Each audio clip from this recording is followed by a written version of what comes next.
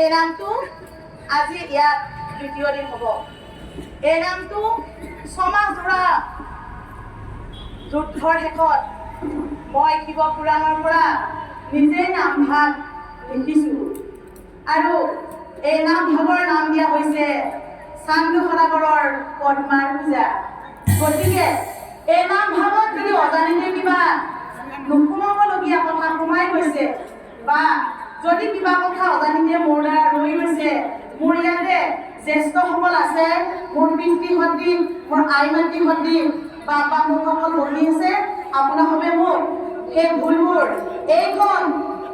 এই পবিত্ৰ ঠাইতে মোক আঙুলিয়াই দিলে মই নথৈ আনন্দিত হ'ম। ধন্যবাদ। শুভৰাত্ৰি।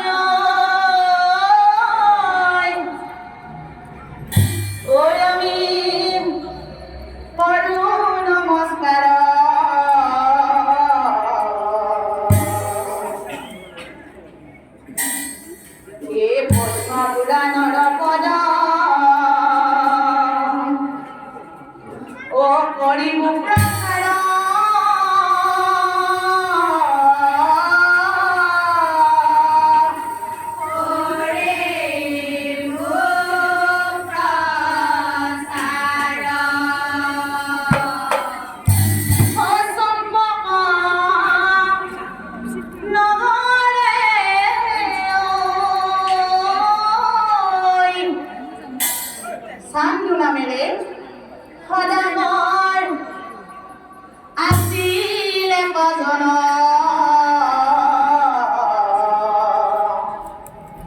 আৰু মহাভক্ত সদাগৰে অপূজে অভোলাতি নয়ন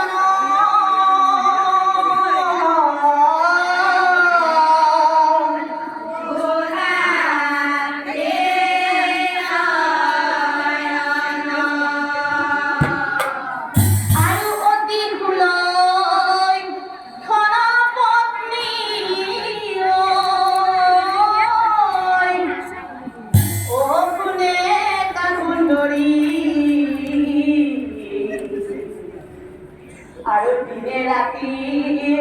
পৰেতে স্বামীতে ভকতি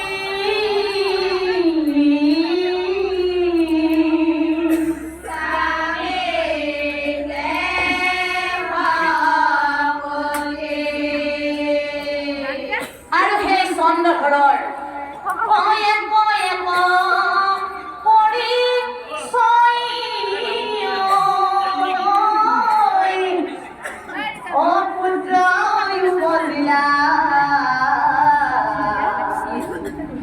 আৰু সেই ছয় পুত্ৰ ৰাতি পদ্মাৱতী দংশন কৰিলা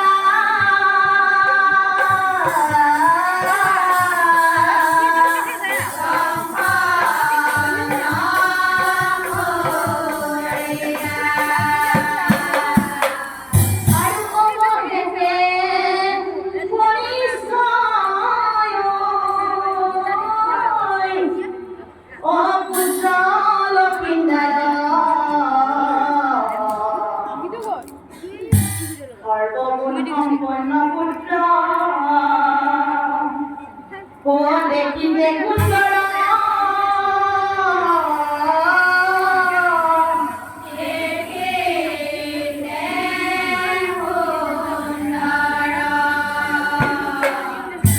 আৰু সেই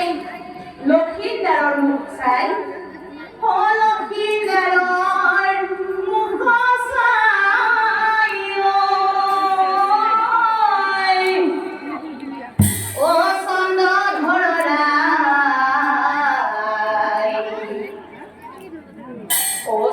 পুত্ৰৰ ভোগ দে পাহৰিয়া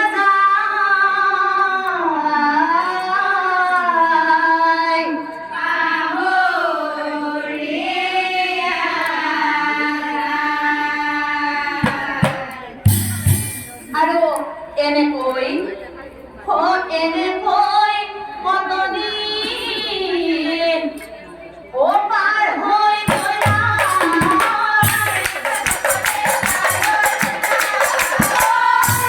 ও তাৰ পাছে কোনো পাইছে নলকাবে না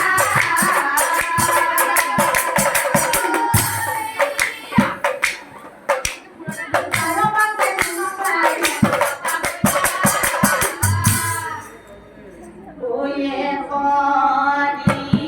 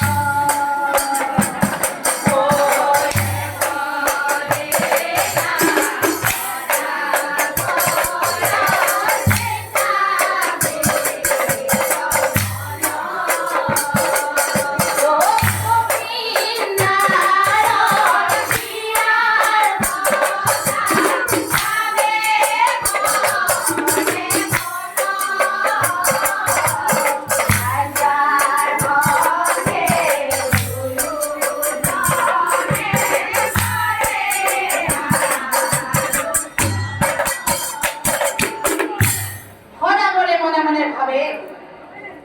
আমাৰ বাসা লক্ষিন্দাৰ যৌবন কাল হইলা বিয়াৰ উপযুক্ত সময় উপস্থিত হইলা আৰু শুনিছা লখাই ন সেয়েহে মই ভাবিছো উপযুক্ত পাত্ৰ চাই মোৰ পুত্ৰৰ পাতি দিব বিয়া কথা শুনি শুনে কাৰ মহা চিন্তা হইলা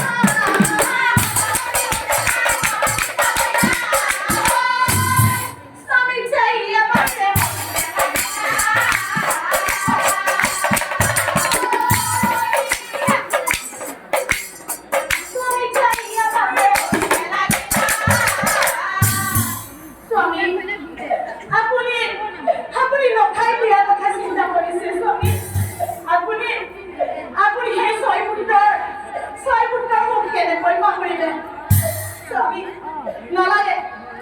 নালাগে স্বামী আমার পুত্রের বিয়া পাতিব নালাগে আমার বাচ্চা জীবন চিরকুমার হয়ে থাকিব দিয়া এই সদাগৰে বোলে তুমি হে লখাই ন চিন্তা নকৰ শুনা প্ৰিয়ে ভোলানাথৰ কৃপা আছে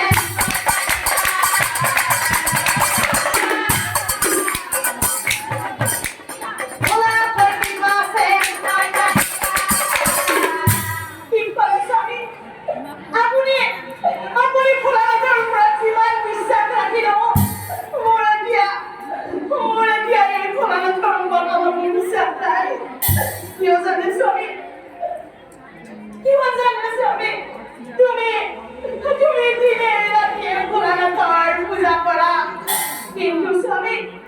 তোমাৰ এজন কৈ যেতিয়া ছয় পুত্ৰক পদ্মাই দংশন কৰি মাৰি পেলাইছিল তেতিয়া তোমাৰ কলতে কিয় ৰক্ষা কৰিব নোৱাৰিলে আৰু স্বামী তোমাৰ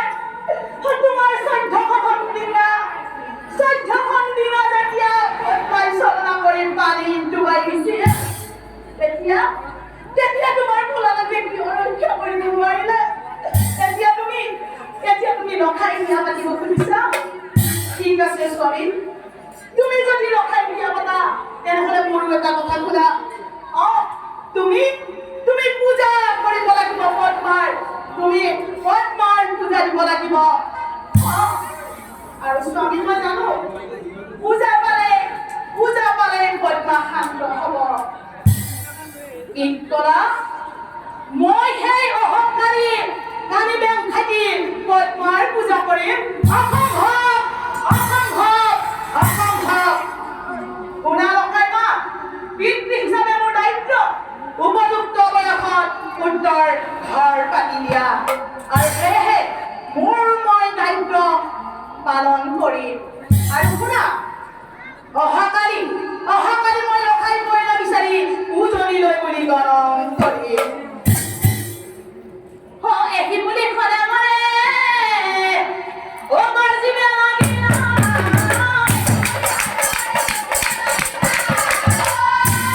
তাৰো পাছে কোনো প্ৰায়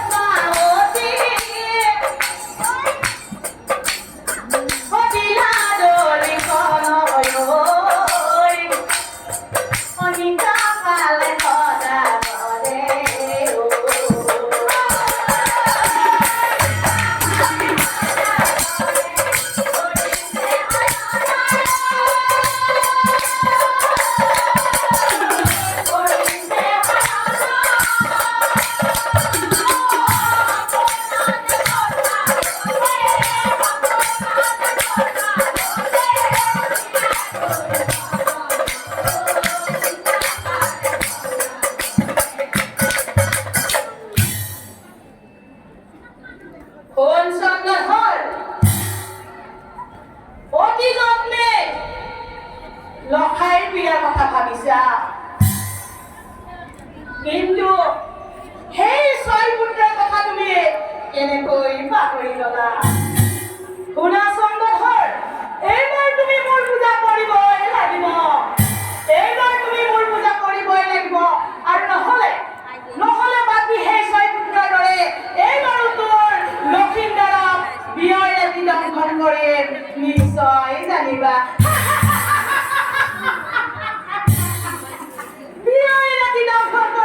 নিশ্চয় জানিবা হাৰ পাই উঠি চান্দু ওই উঠিয়া বহিলা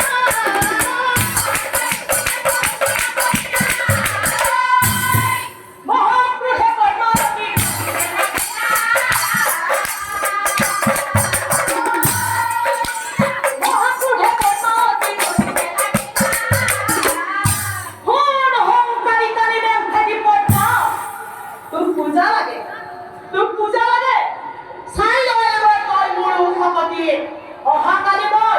অহাকালি মই পুত্ৰৰ বাবে কইনা বিচাৰি কৰিম গমন